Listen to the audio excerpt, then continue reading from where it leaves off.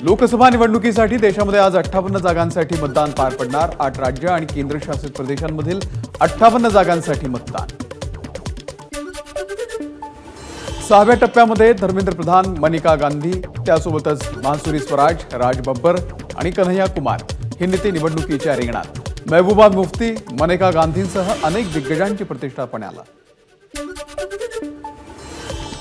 डोंबिवली स्फोट प्रकरणामधील मुख्य आरोपी मालती मेहता नाशिक पोलिसांच्या ताब्यात। नाशिकच्या मेहरधाम परिसरातून मेहता यांना घेतलं ताब्यात।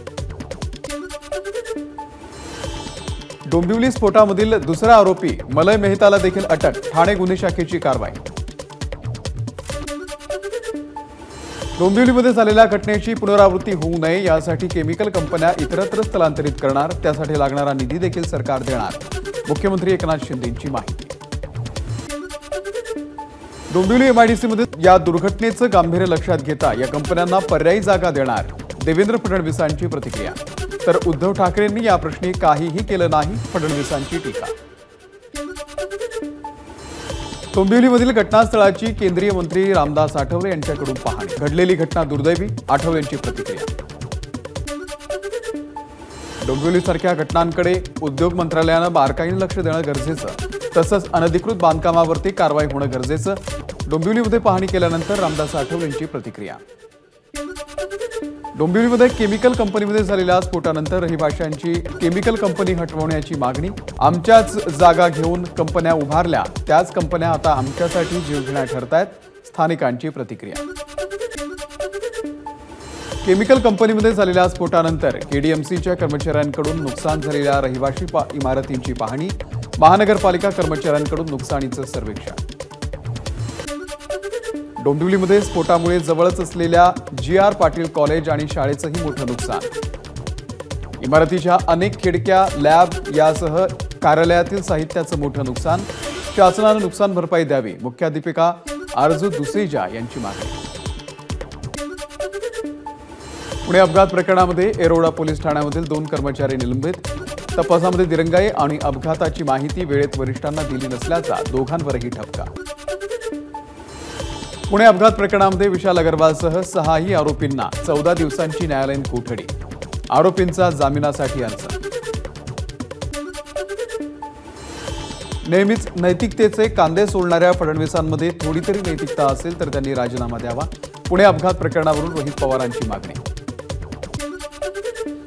जमिनीच्या वादामधून सुरेंद्र अग्रवाल यांच्या भावानं गोव्यातील एका माणसाची हत्या केली।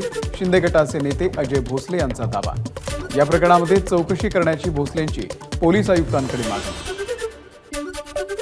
कल्याणीनगर अपघात प्रकरणामध्ये रवींद्र धंगेकर यांचं गृहमंत्री देवेंद्र फडणवीसांना पत्र। अपघाताची निवृत्त न्यायाधीशांच्या मार्फत चौकशी करण्याची धंगेकरांची मागणी।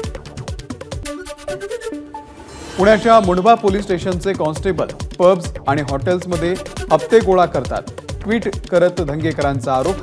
निलंबनाची कारवाई न केल्यास आणखी काही फोटो पोस्ट करणार असल्याचा धंगेकरांचा इशारा।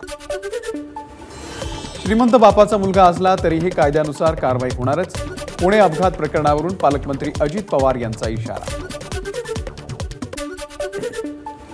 रवींद्र धंगेकरांनी केलेले आरोप बिनबुडाचे, सीपींनी पैसे घेतले नाही, पुरावे असतील तर त्यांनी सादर करावे, अजित पवारांचं धंगेकरांना आव्हान। पुणे प्रकरणामध्ये माझं लक्ष होतं, देवेंद्र फडणवीसांसोबत माझं या प्रकरणी फोनवरती बोलणं सुरू होतं। मीडियासमोर आलो नाही तर पालकमंत्री कुठे, असा प्रश्न उपस्थित करण्यात आला। अजित पवारांचं सुप्रिया सुळेंना प्रत्युत्तर। घरात जास्त पैसा आला की रस्त्यावरती मस्ती येते, पुणे अपघात प्रकरणावरून आमदार बच्चू कडूंची प्रतिक्रिया। कर्नाटकमध्ये जे झालं तेच महाराष्ट्रामध्ये होतंय, श्रीमंतांच्या मुलांना वाचवण्याचा प्रयत्न केला जातोय, ही दुर्दैवी आहे। पुणे अपघातावरती काँग्रेसच्या बाळासाहेब थोरात यांची प्रतिक्रिया। पुणे अपघात प्रकरणामध्ये पोर्शे कार अल्पवयीन आरोपीत चालवत होता, ड्रायव्हर गंगाराम पुजारीचा पोलिसांना जबाब। ड्रंक अँड ड्राईव्ह प्रकरणामध्ये मोठी अपडेट, ड्रायव्हरनं दिली पुणे पोलिसांना जबाब। पुरावा नष्ट करण्याचा प्रयत्न केल्या प्रकरणामध्ये विशाल अग्रवालवरती आणखी 2 गुन्हे दाखल। अल्पवयीन मुलासोबत कारमध्ये असलेल्या ड्रायव्हरला तो कार चालवत होता असं खोटं सांगायला सांगितल्याचं निष्पन्न। पुण्यामध्ये युवक काँग्रेसचा कॅन्डल मार्च, कल्याणीनगरमधील अपघातातील मृतांना श्रद्धांजली अर्पण करण्यासाठी युवक काँग्रेसकडून कॅन्डल मार्चचं आयोजन। अभिषेक गोसाळकर गोळीबार प्रकरणामध्ये मॉरिस नोरोनाच्या अंगरक्षकाच्या जामिनाला तेजस्वी गोसाळकर यांचा विरोध। आपल्या जीविताला धोका असल्याचं कारण देत केला होता जामिनाला विरोध।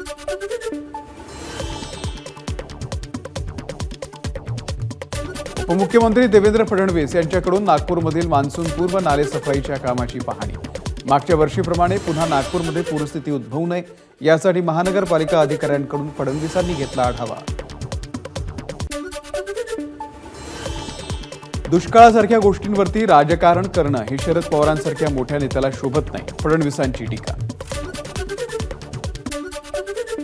नगरच्या चौंडी इथे 31 मे रोजी साजऱ्या होणाऱ्या पुण्यश्लोक अहिल्यादेवी होळकर यांच्या जयंतीला मुख्यमंत्री, दोन्ही उपमुख्यमंत्री उपस्थित राहणार। आमदार राम शिंदेंची माहिती। विधान परिषदेच्या पदवीधर आणि शिक्षक मतदारसंघाच्या 4 जागांसाठी 26 जूनला मतदान, तर 1 जुलैला मतमोजणी। राज्याच्या शालेय अभ्यासक्रम आराखड्यामध्ये मनुस्मृतीच्या श्लोकांचा समावेश करण्यासंदर्भात काय तक्रारी येतात ते पाहून निर्णय घेतले जाणार। शालेय शिक्षण मंत्री दीपक केसरकर यांची माहिती। राज्याच्या शालेय अभ्यासक्रम आराखड्यामध्ये मनुस्मृतीच्या श्लोकांचा समावेश करण्यास जितेंद्र आव्हाडांचा विरोध। मनुस्मृतीचा वापर करणं म्हणजे बाबासाहेब आंबेडकरांचा अपमान करण्यासारखं असल्याचं आव्हाडांची टीका। नांदेड जिल्ह्यातील अनेक रस्ते आणि रेल्वेचे प्रकल्प अधिक गतिमान करण्यासाठी पुढील 4 ते 5 वर्षांच्या काळामध्ये आपण प्रयत्नशील राहणार, खासदार अशोक चव्हाण यांचे आश्वासन। शिंदे गटाचे माजी आमदार शरद सोनावणे यांचा आंदोलन करत सरकारला घरचा आहेर। जुन्नर तालुक्यामध्ये वाढणाऱ्या बिबट्याच्या हल्ल्यांविरोधात आंदोलन करणाऱ्या शेतकऱ्यांवरती गुन्हा दाखल केल्यानं आंदोलन।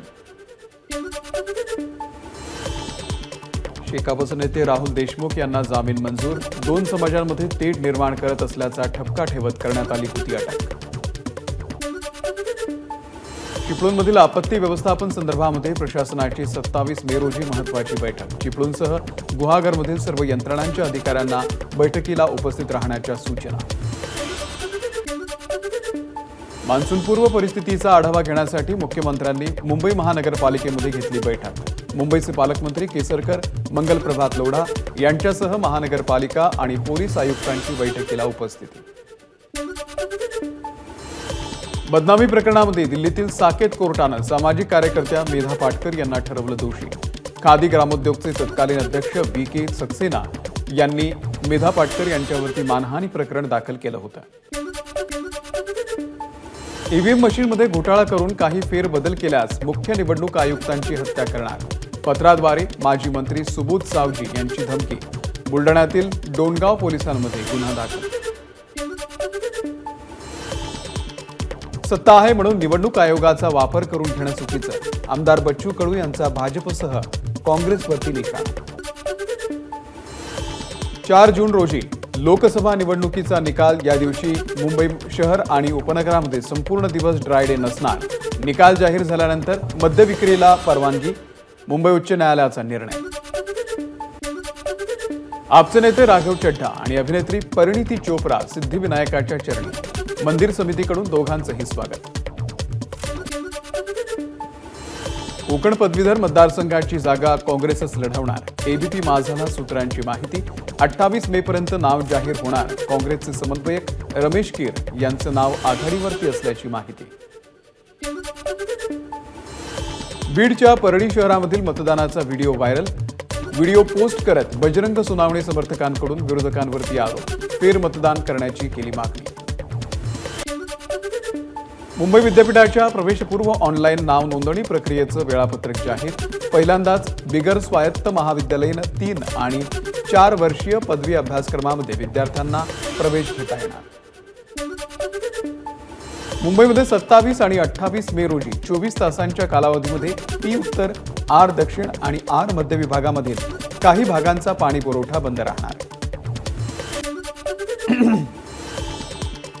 सुट्टीचा आनंद घेण्यासाठी दापोलीमध्ये हजारो पर्यटक दाखल। पर्यटकांच्या गाड्यांच्या गर्दीनं दापोली शहरामध्ये ट्रॅफिक जाम। परभणीचं तापमान 43 अंशांवरती। यंदाच्या मोसमात दुसऱ्यांदा तापमान 43 अंशांच्या पार। भंडाऱ्यामध्ये उष्णतेचा पारा 42 अंशांवर. प्रखर उन्हामुळे नागरिकांकडून स्कार्फचा वापर. पाणी प्रश्नी गोंदिया नगर परिषदेवरती ठाकरे गटाचा मोर्चा. शहरातील विविध भागांमध्ये बंद असलेली नळ योजना तात्काळ सुरू करा, अन्यथा शिवसेना स्टाईलनं आंदोलन करू. ठाकरे गटाचा प्रशासनाला इशारा. अमरावतीच्या मेळघाटमध्ये हंडाभर पाण्यासाठी आदिवासींची पायपीट. टँकरद्वारे विहिरीमध्ये टाकलेलं पाणी वापरण्याची वेळ. नाशिक तालुक्यामध्ये अघोषित भारनियमनामुळे शेतकरी आक्रमक. महावितरण अभियंत्यांच्या कार्यालयाला शेतकऱ्यांनी ठोकलं टाळ. नाशिकमधील काही सराफा व्यावसायिकांवरती आयकर विभागाच्या धाडी. सराफा व्यावसायिकांनी व्यवहारांची माहिती लपवल्याचा संशय. आयकर विभागाच्या 2 पथकांकडून चौकशी सुरू. भिवंडी शहरामध्ये सुप्रसिद्ध श्री देवी ज्वेलर्सवरती आयकर विभागाचे छापे.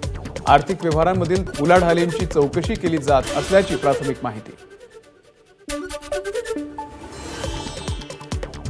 इंदापूरचे तहसीलदार श्रीकांत पाटील यांच्यावरती अज्ञातांकडून हल्ला. गाडीवरती रॉडनं हल्ला करून हल्लेखोर फरार. इंदापूरच्या तहसीलदारांवरती हल्ला करणाऱ्या तिघांना पोलिसांकडून अटक. बारामतीचे उपविभागीय पोलीस अधिकारी डॉक्टर सुदर्शन राठोड यांची माहिती. या प्रकरणामध्ये अधिक तपास सुरू. इंदापूरचे तहसीलदार श्रीकांत पाटील यांच्यावरती हल्ल्यानंतर तहसील कार्यालयामधील कामगारांचं कामबंद आंदोलन. मूक मोर्चा काढत कामगारांकडून हल्ल्याचा निषेध. नागपूरमध्ये मद्यधुंद अवस्थेमध्ये कार चालवून दोघांचा जीव घेतल्याचा रितू मालू यांच्यावरती आरोप. या प्रकरणामध्ये मालू यांच्या विरोधात सदोष मनुष्यवधाचा गुन्हा दाखल. 25 फेब्रुवारी रोजी झाला होता अपघात. विदेशी दारूसह 2,000ची लाच मागितल्या प्रकरणामध्ये जालन्याच्या तहसीलदारांसह एकाला अटक. जालना एसीबी पथकाची कारवाई. नवी मुंबईमध्ये NMMTच्या बसची तांत्रिक तपासणी करत असताना चालकाच्या निष्काळजीपणामुळे बस उलटली. सुदैवानं कोणतीही जीवितहानी नाही. लाच प्रकरणामधील आरोपी पोलीस निरीक्षक हरिभाऊ खाडे यांना 29 मे पर्यंत पोलीस कोठडी. जिजाऊ मल्टीस्टेटच्या प्रकरणामध्ये आरोपी न करण्यासाठी मागितली होती 1 कोटी रुपयांची लाच.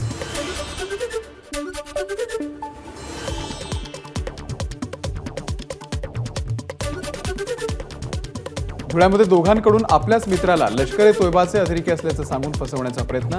धुळे सायबर पोलिसांनी दोघांच्याही मुसक्या आवळल्या. गडचिरोलीच्या सीमेवरती छत्तीसगडच्या नारायणपूर जिल्ह्यातील चकमकीमध्ये 8 नक्षलींना कंठस्नान. दंतेवाडा, नारायणपूर आणि बस्तर जिल्ह्याच्या संयुक्त सुरक्षा दलाची कारवाई. एबीपी माझा, उघडा डोळे बघा नीट.